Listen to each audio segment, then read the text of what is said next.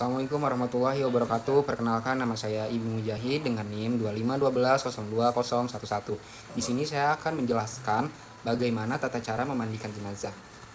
Syarat orang yang memandikan jenazah, yang pertama harus sejenis, ada hubungan hormon dan ikatan suami istri, kecuali bila ada jenazah anak kecil yang sebelumnya yang belum mencapai usia menimbulkan syahwat. Jika tidak ada yang memenuhi syarat tersebut, maka boleh dilakukan oleh lawan jenis dengan syarat selalu memejamkan mata, kecuali darurat dan memakai alas kain atau cukup ditayamumi. Selanjutnya, orang yang memandikan dan membantunya harus mempunyai keahlian dan sifat amanah. Selanjutnya, tempat memandikan jenazah. Tempat memandikan jenazah meletakkan jenazah di atas papan atau meletakkan jenazah di atas papan yang berlubang-lubang ketika teknisinya tidak dipangku. Meletakkan jenazah di atas papan yang berlubang agar tidak ada percikan air yang kembali mengenainya, dan menutup dengan kain tipis dengan posisi terlentang dan kedua telapak kaki menghadap kiblat. Selanjutnya, dimandikan di tempat yang sepi dan tertutup, serta wajah jenazah dalam keadaan tertutup ketika diletakkan di pemandian. Selanjutnya itu memberi wangian sejak awal proses memandikan untuk menghilangkan bau tak sedap. Selanjutnya, batas minimal memandikan jenazah. Yang pertama, menghilangkan najis yang ada pada tubuh jenazah. Yang kedua, mengalirkan air secara merata ke seluruh tubuh jenazah, termasuk juga kemaluan wanita yang sudah tidak perawan dan yang tampak ketika jongkok atau bagian dalam alat kelamin laki-laki yang belum dihitan, dan bibir dubur yang kelihatan ketika jongkok saat buang air besar. Yang keempat, kesempurnaan dalam memandikan jenazah. Kesempurnaan dalam memandikan jenazah seperti ditidurkan dengan posisi terlentang dan haram meletakkan jenazah dalam posisi tengkurap. Yang kedua, mengeluarkan kotoran yang berada di dalam perut jenazah dengan cara mengurut bagian perut secara perlahan. Dan yang ketiga, membersihkan sisa kotoran pada kelamin dan dubur jenazah dengan membasuhnya menggunakan kain basah atau sarung tangan hingga kotoran dan baunya hilang.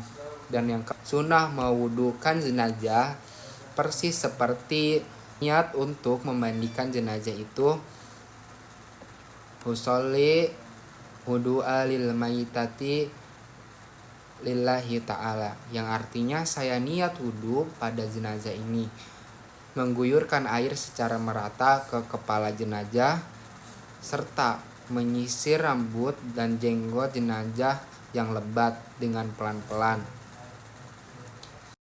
Selanjutnya, mengkafankan jenazah.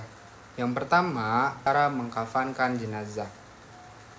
Batas minimal mengkafani jenazah, minimal wajib mengkafani adalah selembar kain yang menutup seluruh badan jenazah, baik laki-laki maupun perempuan. Menurut Imam Nawawi, dicukupkan dengan menutup aurat. Jenazah laki-laki itu 3 lembar kain. Untuk mengkafani jenazah laki-laki itu 3 lembar kain yang dapat ditutup seluruh tubuh, baju kurung, dan sorban.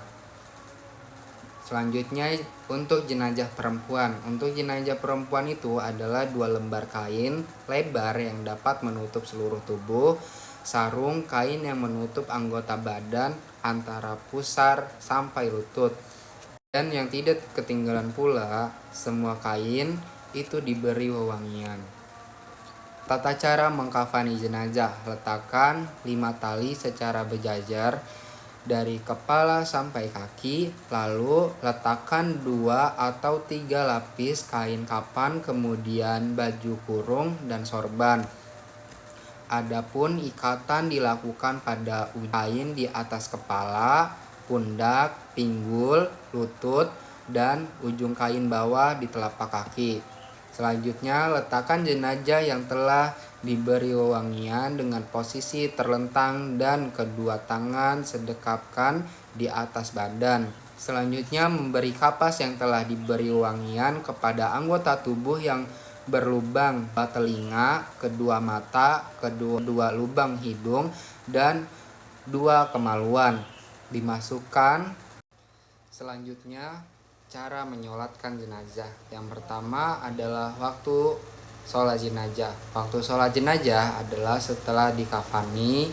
Bila berkumpul dalam suatu waktu antara sholat sunnah dan sholat jenazah atau sholat fardu dan sholat jenazah, maka harus mendahulukan sholat jenazah terlebih dahulu karena ditekunkan akan ada perubahan pada jenazah kecuali ketika ada hal-hal yang berkaitan dengan kemaslahatan jenazah seperti menunggu banyaknya orang-orang yang menyolati, maka boleh diakhirkan. Seterusnya, syarat sholat jenazah. Syaratnya adalah orang yang menyolati telah memenuhi syarat-syarat sah seperti posisi orang yang menyolati telah memenuhi syarat-syarat sah melakukan sholat. Posisi orang yang menyolati berada di belakang jenazah. Cara niat sholat jenazah. Sholli ala handal maiti hadihil maitati fardu kifayati arba'at takbirati imaman atau makmuman lillahi ta'ala, yang artinya saya niat menyolati pada mayit ini dengan 4 takbir sebagai imam atau makmum fardu kifayah karena Allah Ta'ala. Yang selanjutnya adalah memakamkan jenazah. Memakamkan jenazah, membawa jenazah ke pemakaman. Jenazah segera dibawa ke pemakaman setelah disolati. Tidak boleh mengusung jenazah dengan cara meremehkan jenazah. Posisi kepala jenazah berada di depan. Selanjutnya, mengiringi jenazah sebaiknya berada di depan jenazah dengan jarak yang tidak terlalu jauh. Sekira bila menoleh masih dapat melihat usung jenazah. Sunnah untuk mempercepat jalan antara jalan biasa dan lari agar jenazah segera sampai di pemakaman. Saat membawa jenazah, sunnah untuk diam dan memikirkan tentang kematian. Namun setelah melihat realita yang ada bahwa banyak orang-orang yang mengiringi jenazah menyibukkan diri dengan berbicara hal-hal yang tidak bermanfaat. Mungkin cukup sekian penjelasan dari saya, kurang lebihnya mohon maaf. Assalamualaikum warahmatullahi wabarakatuh.